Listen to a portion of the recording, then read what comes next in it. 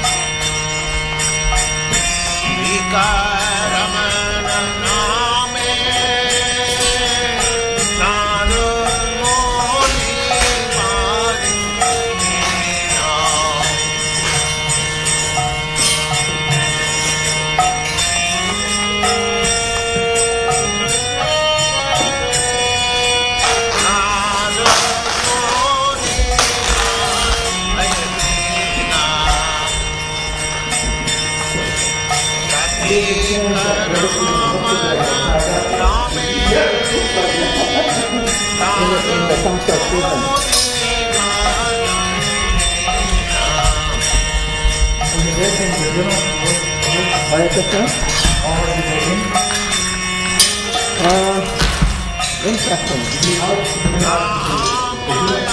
No, I was meant to go to Bhaktivedanta, but I wasn't feeling well. So it's a chance for me to get out.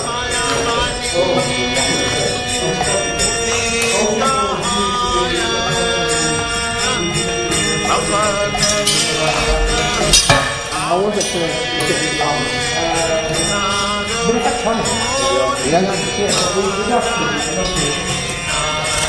thank God I'm not responsibility, but he got ill.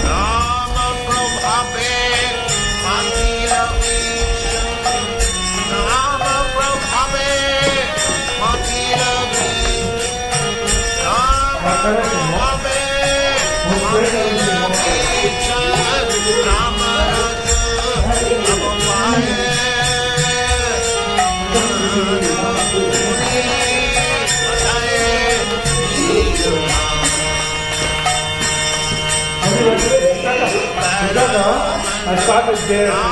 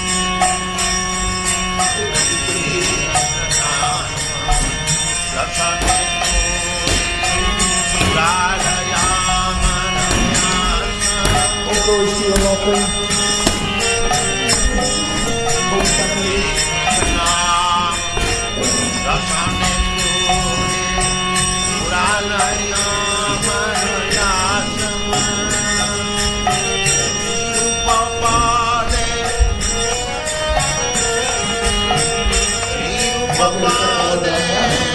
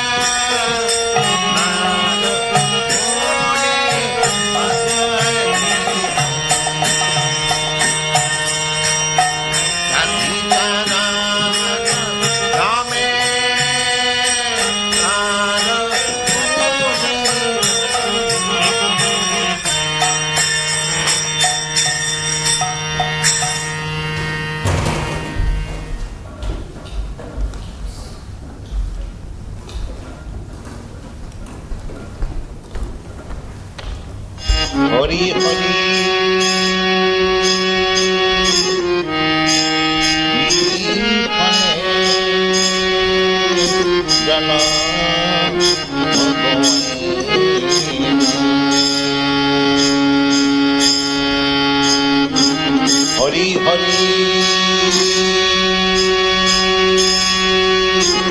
Aniti Hame Dana Mama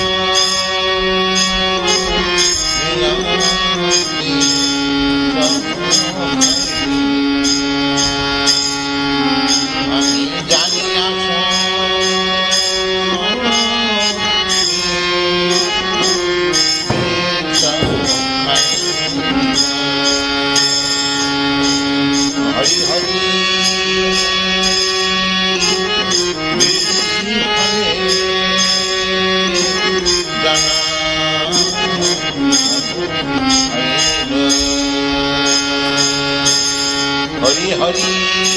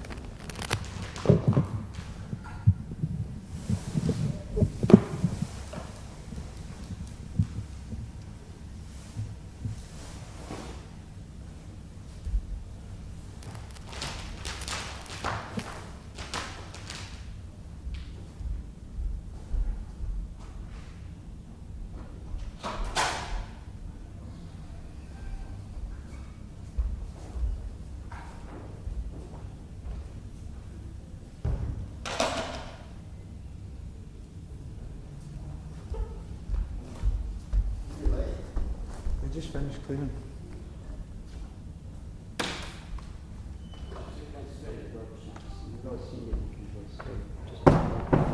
I'll go short.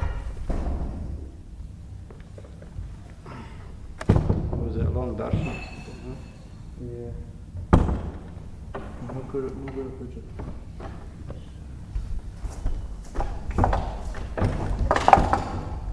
Sorry, it's too late.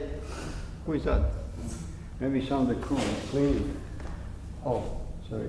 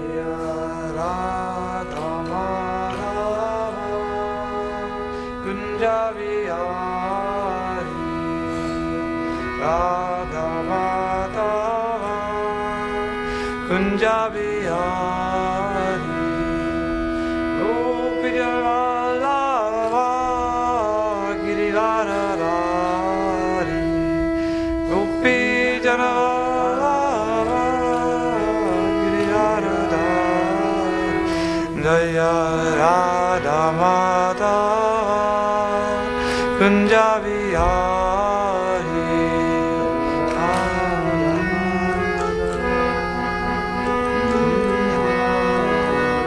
Jaya Gopi Janavallabha Giridharadhari Jaya Gopi Janavallabha Giridharadhari Yasharanandana Raja Janaranjana Yasharanandana Raja Janaranjana Yamunatiravanachari Yamunatiravanachari Jaya Radha Madhava Kunja Vihari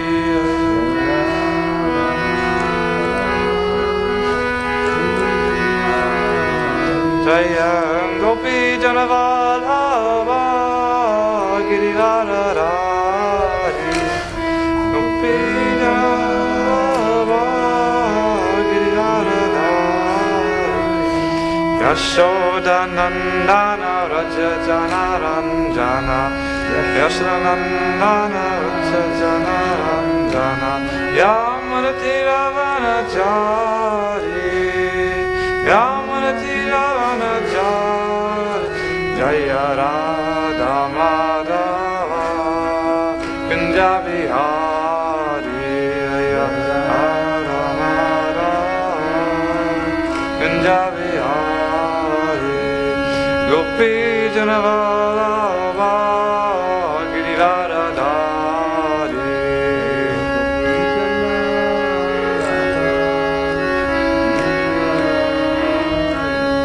Yashodanandana Raja Janaranjana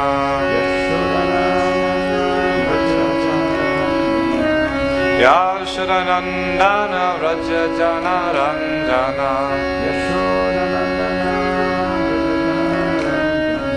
Yamunatiravanacharya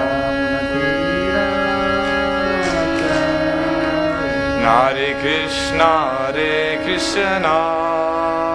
Krishna Krishna Hare Hare Hare Rama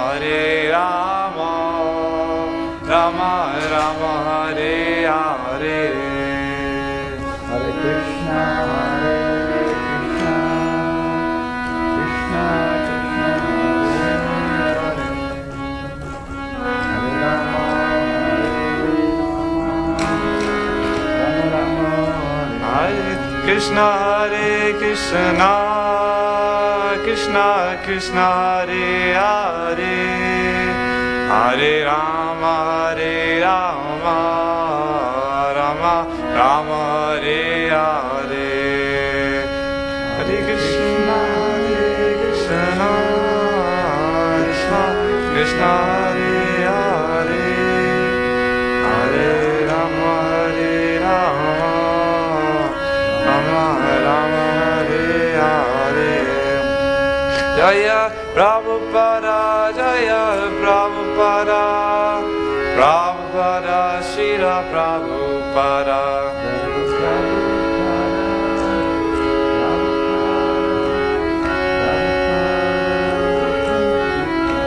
Jaya Prabhupada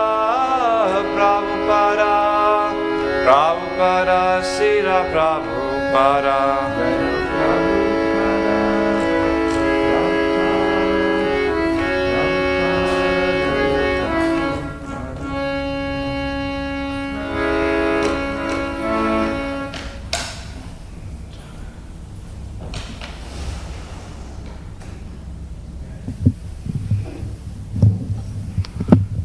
Om Namo Bhagavate Vasudevaya Om Namo Bhagavate Vasudevaya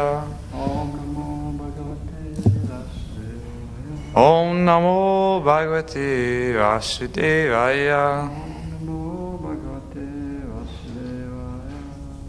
Hare Krishna. I would like to humbly request the blessings of all the devotees and Vaishnavas watching online and in the temple room.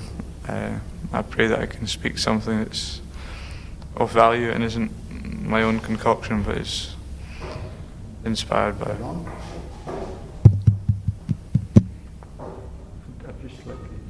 Inspired by Prabhupada.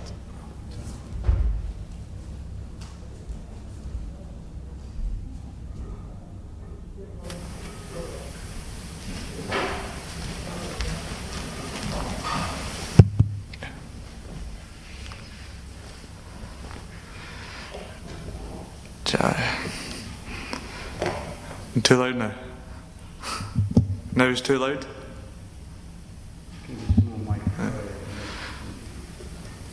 Okay, we're reading from Srimad Bhagavad Gita, chapter 6, Jnana Yoga, verse 27. That's 6:27. Prashanta manashahyanam yoginam sukhamutamam upeti shantarajasam brahma bhutama kalmasham prashanta manashahyanam yoginam sukhamutamam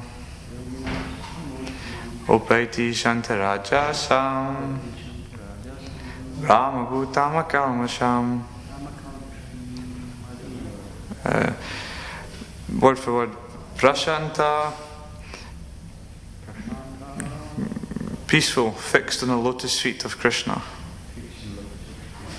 Manasam, whose mind? He, certainly. Enam, this. Yoginam, yogi. Sukham, happiness. Uttamam, the highest. Upaiti, attains. Shantarajasam, his passion pacified. Brahma Bhutam, liberation by identification with the Absolute. Akalmasham, freed from all past sinful reactions. Translation and purport. The yogi whose mind is fixed on me verily attains the highest perfection of transcendental happiness. He is beyond the mode of passion. He realizes his qualitative identity with the Supreme, and thus he is freed from all reactions to past deeds. Purport. Brahma Bhuta is the stage of being free from material contamination and situated in the transcendental loving service of the Lord. Mad Bhaktim Labhate Param, Bhagavad Gita 1854. One cannot remain in the quality of Brahman, the Absolute, until one's mind is fixed on the lotus feet of the Lord. Sarvaimana Krishna Padarvindayo. To be always engaged in the transcendental loving service of the Lord, or to remain in Krishna consciousness, is to be factually liberated from the mode of passion and all material contamination. Om Jnanatimirandasya Gananjana Shalakaya Chakshurum Militam Yena Tasmai Shri Gurave Namaha Shri Chaitanya Manobhishtam Stapitam Yena Bhutale Swayam Rupam Vidamayam Dadanti Swam Vadantikam Andeham Shri Guru Shri Tapadakamalam Shri Gurun Vaishnavamscha Shri Rupam Sagatatam Saganat Laitavish Raghunatam Vitam Tam Sajivam Sarvetam Savadutam Purajidatvidai Shri Krishna Chaitanya Devam Shri Radha Krishna Pada Sahagana Laita Shri Vishakam Vitamscha Hey Krishna Karuna Sindhu Dino Bandhu Jagapate Gopesha Gopika Kanta Radha Kanta Namostate Tapta Kanchana Gaurangi Radha Vrindavaneshwari Vishabhanu Sute Devi Prayamami Hari Priye Vanchakalpatarubhyascha Kripa Sindhu Pinevacha Patitanam Bhavanebhyo Vaishnavebhyo Namo Namaha Namo Vishnu Padaya Krishna Prasthaya Bhutale Srimate Bhaktivedanta Swamini Namine Namaste Saraswati Deve Gaurabhari Pracharine Nirvishesha Sunyavari Paschachade Satarine Jai Shri Krishna Chaitanya Prabhu Nityananda Shri Advaita Gadadara Shiva Sri Gaura Bhaktivinoda Hare Krishna Krishna Krishna Hare Hare Hare Rama Rama Rama Hare Hare. Jai. It's a really, really nice verse. The yogi whose mind is fixed on me verily attains the highest perfection of transcendental happiness. He's beyond the mode of passion, and he realizes his qualitative identity with the Supreme, and thus he is freed from all reactions to past deeds. In the purport, Prabhupada basically just goes into depth on verse 1854. He quotes Mad Bhaktim Lavate Param, the verse Brahma Bhuta Prasanatma Nasu Chati Nakangsati Sama Sarveshabhuteshu Mad Bhaktim Lavate Param, where Krishna saying that one who is transcendentally situated, they once realize their qualitative identity with the Supreme, and they're free from desire and hankering for material things, and they're equal to all living entities. And most importantly, it's only in this position where they can actually render devotional service, when they're beyond the modes of material nature. The purport says only that verse says Mad Bhaktim Lavate Param is in this transcendental position is only when we can render devotional service, because currently we're so covered by material nature that anything we do it can't be pure. But Prabhupada compares what we do. We're like children learning to walk. So we engage in the activities of devotional service, like a child learning to walk, like a small toddler. They can't actually walk, but they have the propensity to walk because it's in their nature. So similarly, our constitutional nature is Brahma Bhuta, is beyond the material contamination. So we engage in activities of this nature, and gradually this elevates us to that position. But to some extent it does make you question what it is we're doing right now if it's not devotional service. Because there's different 9 stages of starting from Shraddha to Prem, 8 stages. We go from Shraddha to Sadhu Sangha, and then Bhajana Kriya. And Bhajana Kriya is not bhajan. Bhajan is complete absorption in devotion. But we're Bhajana Kriya, we're practicing. It's like we chant japa. But how many of us are actually fully absorbed in the Lord's name, or in the kirtan, or when we're on our prasad? So we're going through the activities externally, which we can see that pure devotees also go through. Like we right at the start of Krishna consciousness, you get given prasad, you get given some beads, told to chant Hare Krishna, you see the deity, and these activities don't actually change. Now it may be the case that advanced devotees are just doing these activities in order to set an example for us. I don't know, but it seems like the activities don't change. We grow into being able to perform them, to be able to, rather than just do bhajana kriya, we do bhajan. Really interesting. Prabhupada made time every afternoon, unless he was doing some other program, to sing bhajans. Yeah, it just shows. But so when we're on, we've reached this transcendental position. In the purport to 1854, I was reading it, and there's Prabhupada says how these personalities, they see no distinction between gold and iron. They see no distinction between higher and lower. They're equally disposed to all living entities.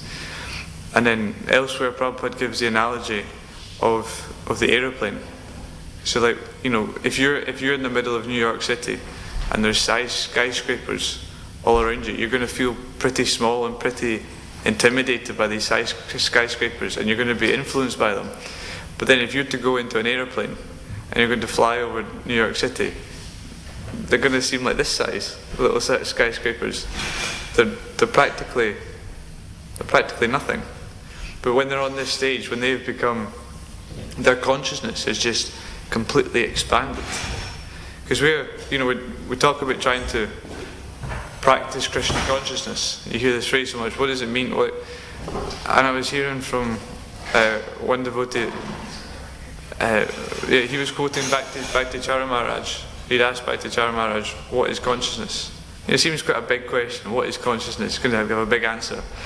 And Maharaj simply says, consciousness is awareness. So Krishna consciousness is just to have a constant awareness of Krishna.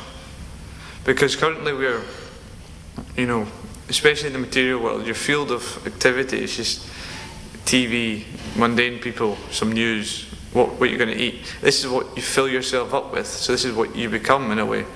So in Krishna consciousness, we're trying to be constantly aware of Krishna. That's why we chant his names. That's why we see the deity. That's why we eat the remnants of his food. That's why we smell the tulsi leaves. Everything we're doing is to just fully be aware of Krishna. Because Krishna is the absolute. Krishna is supreme. Krishna is everything. When we tap into that, then our consciousness naturally almost knows no bounds. We become like in that airplane, and in the material world, like these skyscrapers, they just shrink. They remain the same size. Whether or not you're on the ground or you're in an airplane, that skyscraper is the same size. But because you have the much higher perspective, then what is it really? So there's this really. I was reading Krishna book. Actually, we're all in Jamashtami. We're all a group sang it. Sadhu sang it. It was beautiful. But in the second chapter, there's the prayers by the demigods. Prayers by the demigods is sort of 10th canto of Srimad Bhagavatam. So I thought I would just quote two of these prayers because they sum up perfectly what I've been trying to express in poor language. The first one, this is from the second chapter of Krishna book. Our dear lotus-eyed Lord, you are the source of pure goodness. Interestingly, the verse that we're talking about here, it talks about being beyond passion. Because pure goodness is the only thing that's not going to bind us to the world. But, dear lotus-eyed Lord, you are the source of pure goodness. There are many great sages who simply by samadhi are transcendentally meditating upon your lotus feet, and thus being absorbed in your thought, have easily transformed the great ocean of nescience created by material nature into no more than the water in a calf's hoofprint. And this is exactly what I'm trying to demonstrate with the aeroplane analogy. Like these great sages, simply by meditating upon Krishna, by becoming Krishna conscious, they have transformed the great ocean of nescience, created by material nature. So that's birth, death, old age and disease. That's the world of suffering. That's flickering happiness. There's all this. They've transformed it into no more than the water in a calf's hoofprint. Tiny. Just because of their consciousness. Which then raises further implications. Because then what is this material world? If simply by changing our consciousness it can be changed, simply by being fully absorbed in Krishna, we can change this material world into nothing more than water in a calf's hoofprint, then what is this material world? Well, this material world is Krishna's energy. Mama Maya Dharacaya. It's Krishna's energy, but it's described as a covering. There's a spiritual sky, and one portion of the spiritual sky is the material covering. And as I was talking to George Prabhu about this earlier, as we sort of try and cling on to it, as we identify with this body, with this nationality, with this, so many different designations, it's like we solidify this covering. In the book of Ecclesiastes in the Bible, striving after sense enjoyment is described as trying to catch smoke.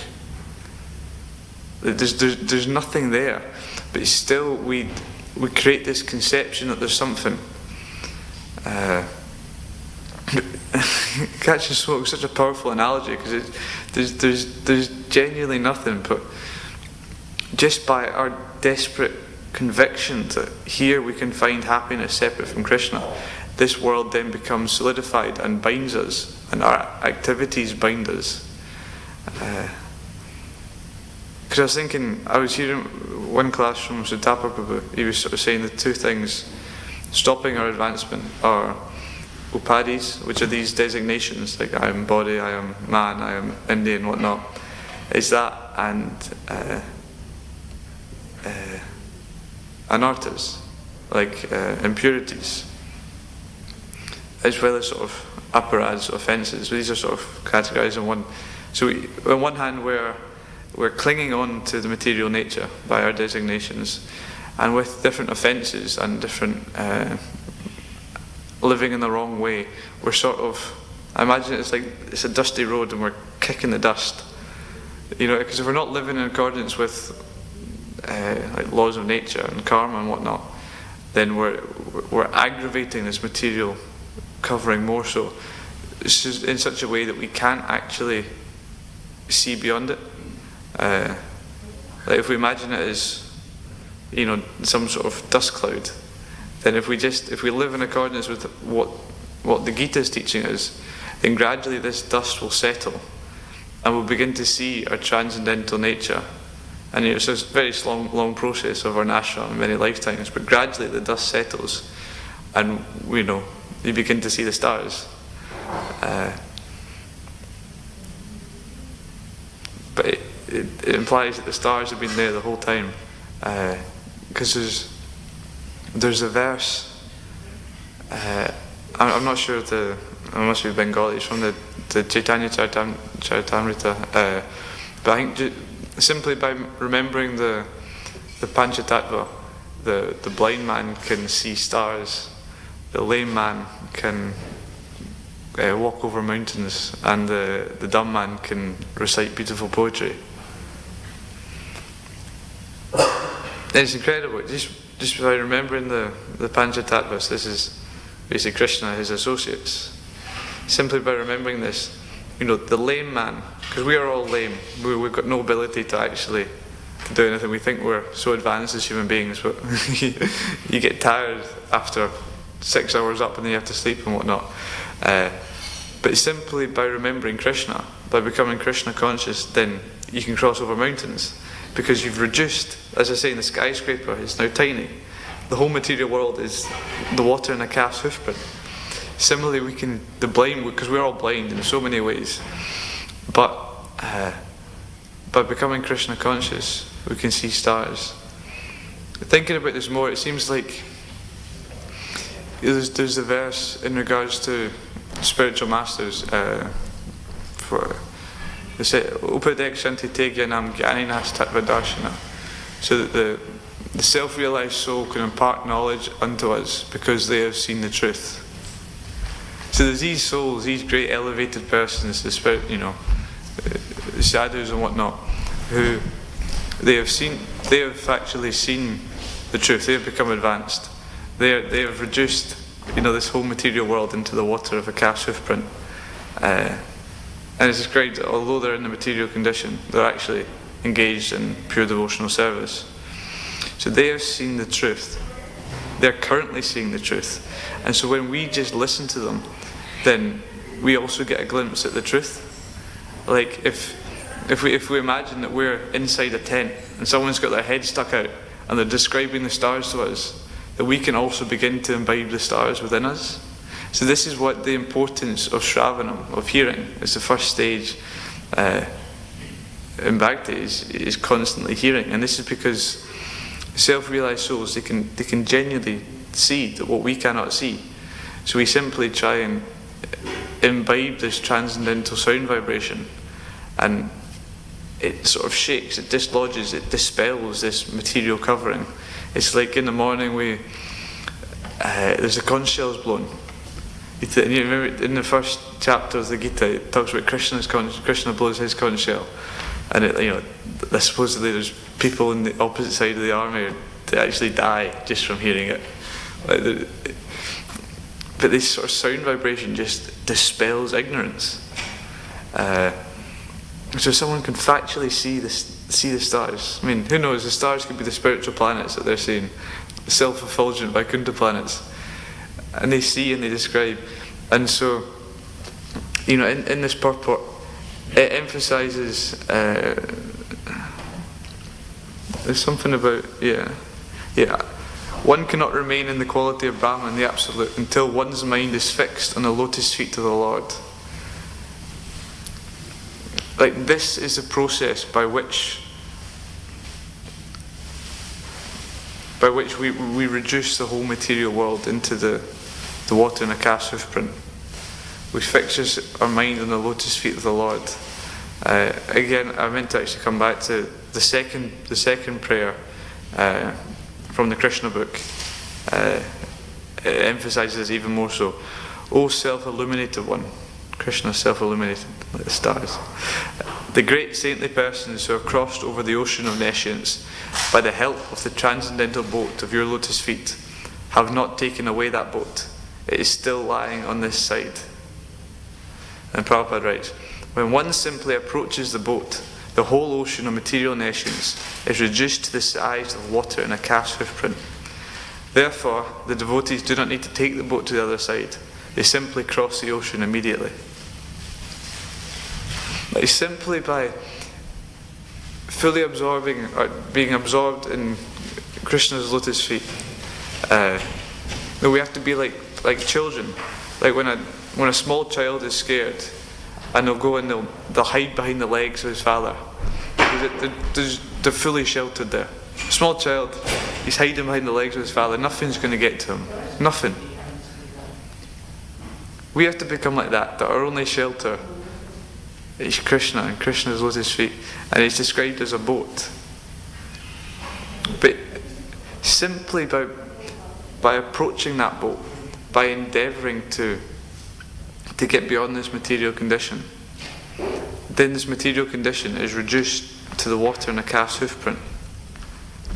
And then this is just beautiful. It's like the transcendental boat of your lotus feet have not taken away that boat. It is still lying on this side. This is compassion devotees, that they are factually experiencing, great advanced devotees like Srila Prabhupada. They've factually experienced it. They've taken this boat, but nonetheless they're still directing us towards it. The boat is still here for all of us. We just have to cling on to Krishna's lotus feet. It's exciting.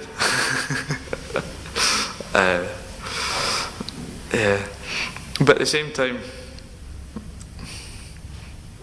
we're trying to have a realization that this material world is all Krishna's energy. It can be reduced to the size of water in a calf's hoofprint and whatnot. But at the same time, we have to be very, very careful, because Maya is still very, very, very strong.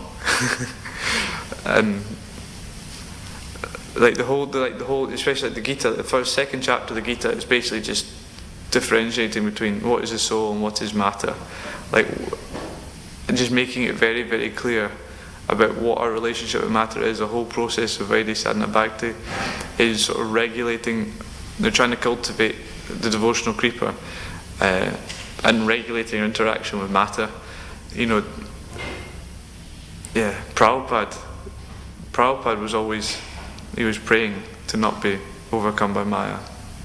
Prabhupada was praying that.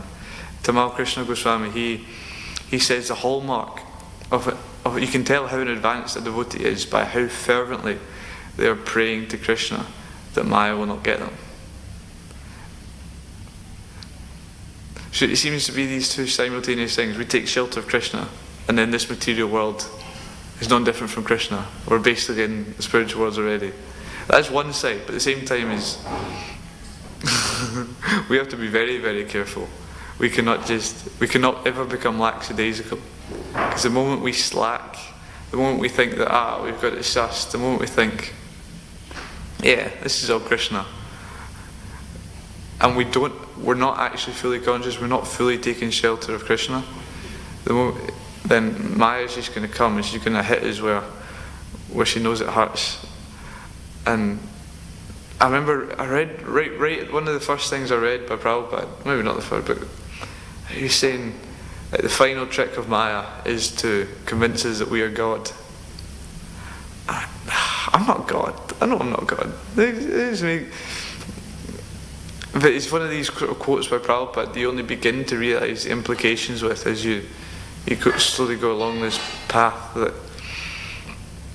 the final trick is that we're going to think that we're God. Whereas, this whole process of Bhaktivedanta Bhakti is to keep us in the position of Krishna's servant, because if we think we're God, we can no longer take shelter of his lotus feet. And when we do that, we're drowning. I've heard this described by one devotee as he's not drowning in the ocean of material suffering, he's being waterboarded. And occasionally he gets a breath of air before he goes back. Yeah. Maybe a more accurate analogy, I guess, wasn't around in Prabhupada's time but nonetheless, it's like you're trying to swim and you just run out of energy. But Krishna's the boat, and the opportunities come up. We have a human form of life. We're sitting, we have access to ISKCON Prabhupada's books, so we really have to utilise this opportunity.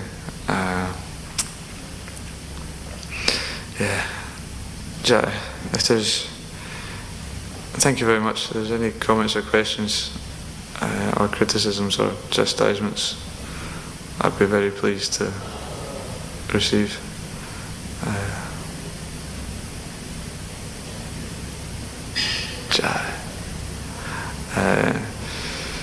Srila Bhagavad Gita ki jai.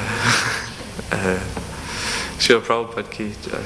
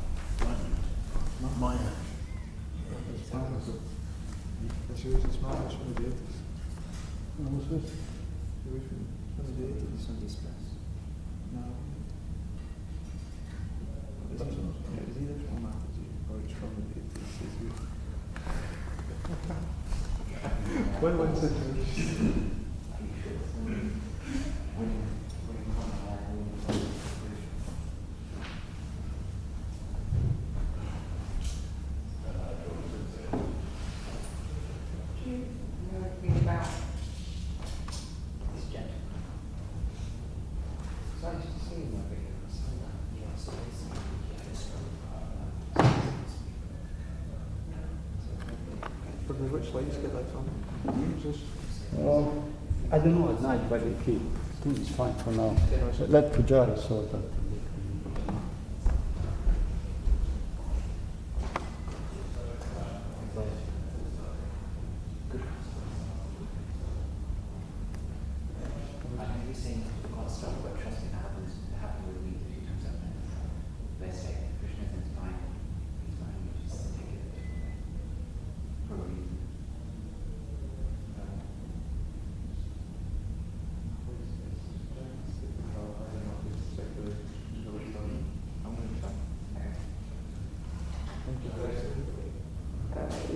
Thank you.